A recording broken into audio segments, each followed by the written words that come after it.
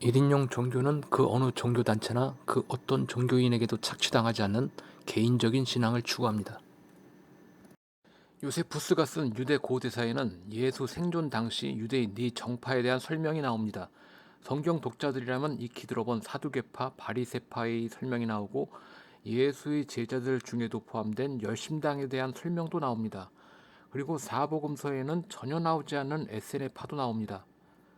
요세푸스가 유대 고대사보다 앞서서 저술한 유대 전쟁사에는 에세네파에 대한 상세한 설명이 나오는데 왜 사복음서에는 에세네파에 대한 언급이 하나도 없을까요? 학자들은 세례 요한과 예수가 에세네파에서 분파한 인물로 추측하는데 훗날 예수의 제자들은 자기 스승이 에세네파의 카피라는 느낌을 주지 않기 위해 일부러 에세네파를 언급하지 않은 것으로 보입니다. 당 대표 수석이 신천지 행사에 참석하고 당의 이름을 신천지의 한글식 표기인 새누리당으로 했음에도 신천지와 무관함을 호소하는 것과 비슷하고 천공의 아바타처럼 행동함에도 불구하고 천공과 무관함을 주장하는 대통령실과 흡사한 행보라고 보면 될 겁니다. 성경을 보면 예수도 사두개파를 혐오했는데 요세푸스도 사두개파를 싫어한 것으로 보입니다. 사두개파가 예의를 지키지 않고 같은 동료들끼리 교제할 때도 이방인 대하듯이 거칠게 행동한다고 묘사했거든요.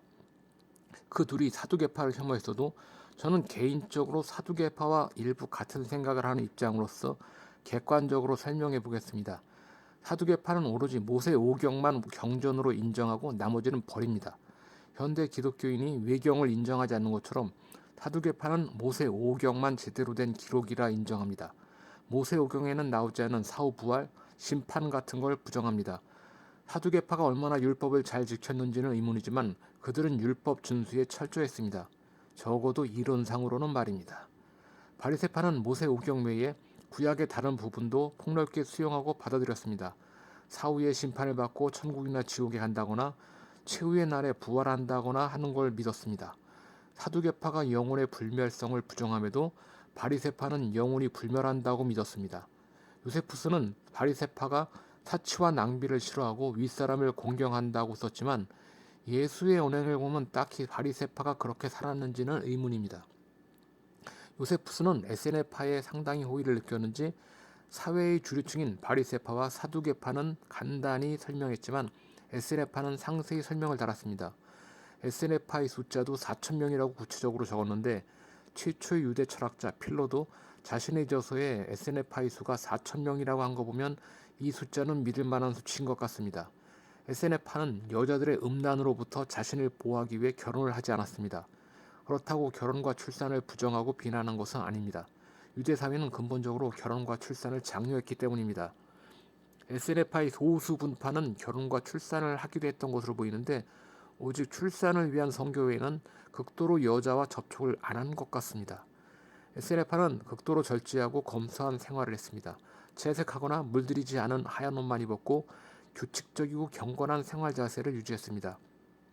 초기 기독교 공동단체가 재산을 공유한 것은 에세네파의 재산 공유를 흉내낸 것으로 보이고 재산뿐만 아니라 동료들 간의 비밀도 없었습니다.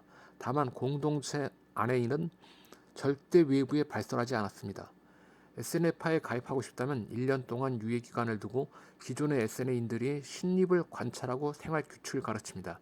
괜찮다 싶으면 가입은 시켜주지만 정식 공동체 모임에 참석은 불허한 채로 2년의 시험 기간을 거칩니다. 이게 끝나야 정식으로 SNF파가 됩니다. SNF파가 모여 살았던 쿰란의 일상은 이렇습니다. 새벽 동트기 전에 기상, 동쪽으로 난 동굴 입구에 모여 태양이 떠오를 때까지 기도가 끝나면 모여서 식사 끝나면 젊은 사람들은 경작, 나이가 있으면 양과 염소에게 풀을 먹이러 들판으로 나갑니다. SNF파 중에 학식이 뛰어난 자는 경전을 읽고 연구하고 베껴서 사본을 만듭니다. 그들은 부정한 것을 피하기 위해 자주 씻었는데 요세푸스는 SNF파가 단순하고 규칙적이고 정결하게 살았기 때문에 대부분 장수했다고 적었습니다. 요세푸스는 SNF파가 정신과 육체를 건강하게 하는 방도에 대한 글을 정리하고 이것을 이용해 질병에 대한 치료법의 안목을 넓혔다고 했습니다. 누가복음 2장 46절에는 어린 예수가 성전의 선생들과 문답을 나누었는데 예수의 지혜와 대답에 놀라워하는 장면이 나옵니다. 2세기 기독교 이단 종파 중 하나인 그노시스파가 수용한 복음 중에 제목이 없이 제1복음이라고만 불리는 문서가 있는데, 캠브리지 대학의 동양어 교수인 헨리 사이크가 최초로 번역해 1697년 출판했습니다. 이 제1복음 21장에도 12살의 어린 예수가 예루살렘의 학자들과 놀라운 토론을 벌이는 일화가 나오는데, 성경에 대한 것뿐만 아니라 물리학과 형이상학, 천문학에도 능통한 것으로 나옵니다. 이런 일화야 제자들이 자기 스승을 우상화하기 위한 수법 중 하나이긴 한데, 교육을 받지 않은 예수가 어떻게 산상수훈을 할 정도의 지혜를 갖추었나에 대한 대답은 역시 SNF밖에 없습니다. 사람들에게 설교하고 사람들을 치료하고 이런 걸 후대의 기독교인들은 예수가 신의 아들이라 가능한 것이라 주장하고 싶겠지만, 모든 인간은 뭔가를 배워야 실천이 가능한 법입니다. 배우지도 않은 걸 실행할 수는 없으니 예수는 SNF파에 가입해 이 모든 걸 배웠을 겁니다. 다만 SNF파가 세계 최후의 날을 대비하며 종교적으로 정결하게 자기들끼리 사는 걸 추구하는 것에 반해, 예수나 세례요한은 SNF파에서 출교당하면서까지 사회의 변혁을 꿈꾼 것으로 보입니다.